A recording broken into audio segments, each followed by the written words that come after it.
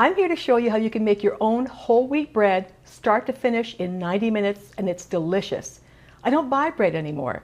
I'd rather spend my money on spatulas. I got some new ones.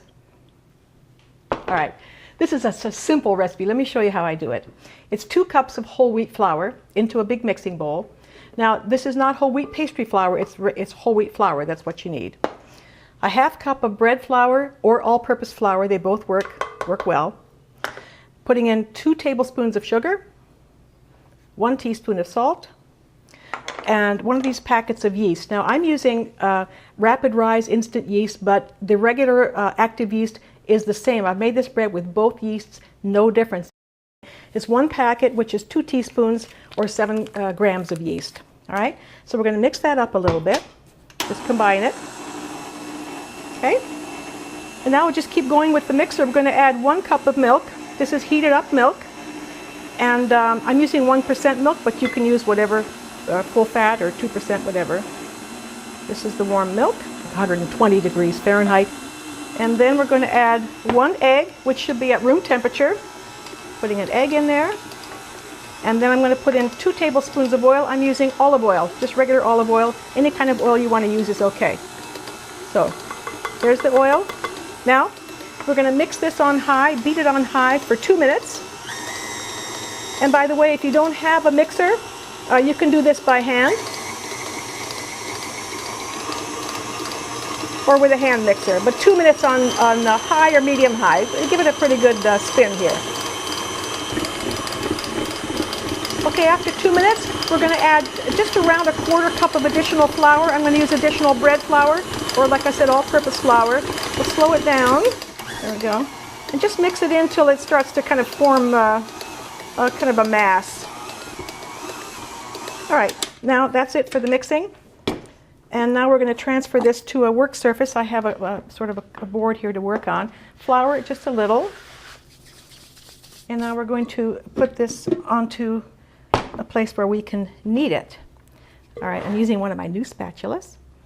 All right, so it's going to be, you have to use something to get it off. And again, if you don't have an electric mixer, you can mix it.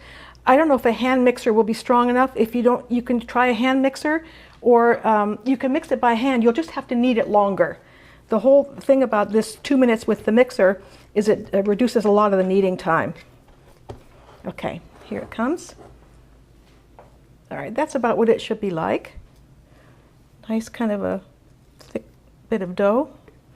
And now we're going to knead it. And I know they have these kneading paddles on this thing. They don't work for me, so I'm not doing it. And you can't make me. I'm going to do it by hand. All right. So a little bit of flour. And the thing is about the kneading, it's only 50 turns because we did it with the mixer. So 50 turns. 2, 3, 4, 5. And if you did it by hand, you'll have to knead longer. Maybe 100, 150 turns. I've lost my count. I think that's about 10, 11, 12. See, after like 10 or 12 kneadings, look how like smooth it is already. It doesn't take much. This is like not even a minute of kneading, okay? I'm going to stop talking and start counting. 14, 15, 16, 48, 49, 50. All right, after 50 turns, it should be kind of nice and smooth and like that. Oh, gotta spank that dough. Who's your daddy? All right, now at this point, you just leave it there and you're gonna cover it and let it rest for 10 minutes. And then we're gonna shape the dough. It's only 1 rise. This is just a 10-minute rest. So cover it up, and I'll see you in 10. So all that's left to do now is to shape the dough. And here it is. Look at that. How pretty. All right. So now you don't want to use too much flour, as little as you can get by with. And so what I'd like to do is just kind of, what I used to do is I used to like roll it with a rolling pin into like a long thing and this kind of roll it up. But all you have to do really just kind of pat it out a little bit like that and just kind of roll it up, you know. That's it. Look at that. That's it. The bottom goes down there. You tuck in the ends and it's ready for the pan. I'm using like a standard 9x5 loaf pan, but this one, the bottom, just in case you're curious, is just about 4 inches across on the bottom.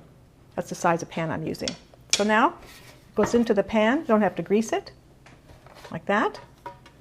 We're going to cover it, put it in a warm spot to rise for, mine is always 35 minutes. So in about 35 minutes, you rise it until it's 1 inch above the top. Oh, let me show you.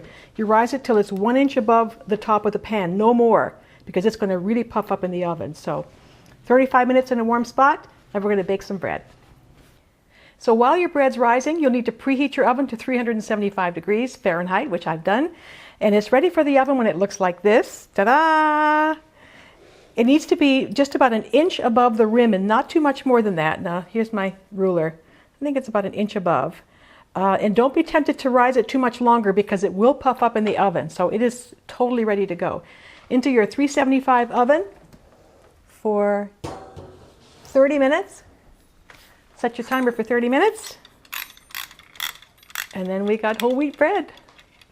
Now about halfway through the baking at about 15 minutes, I like to put a foil tent on the top of the loaf to keep it from getting too brown because it browns quite a bit. So I just take some foil, this, and I used to try to make a tent and shape it and it would fly all over the place. So now I find that by scrunching it like that, it holds its shape much better. So I scrunch it and then I make a tent, and I'm making the tent dull side towards the bread so that it doesn't get any extra heat. And there's my tent. See, you can kind of shape it when it's scrunched, like that. I'm just going to run in there. Don't let the oven stay open too long. Just going to pop the oven open and put this on the top of the bread for the final 15 minutes. Here it is. Look at this. Is that beautiful? I told you, 90 minutes start to finish. This loaf speaks for itself. What else can I say? You can do this. It's a simple recipe. You have to just remember to have all your ingredients at room temperature, and you can do it. It's real easy. If you ever forget to warm up your egg, sometimes I've forgotten and it's still cold, you can warm it up against your body, the body heat.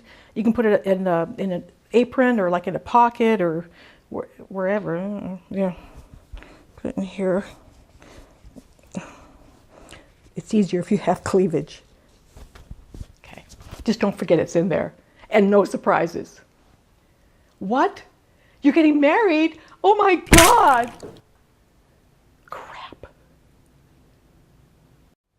What can you do that's exciting in 15 minutes with your clothes on? Make salmon patties. Here is all you need to make my quick and easy salmon patties.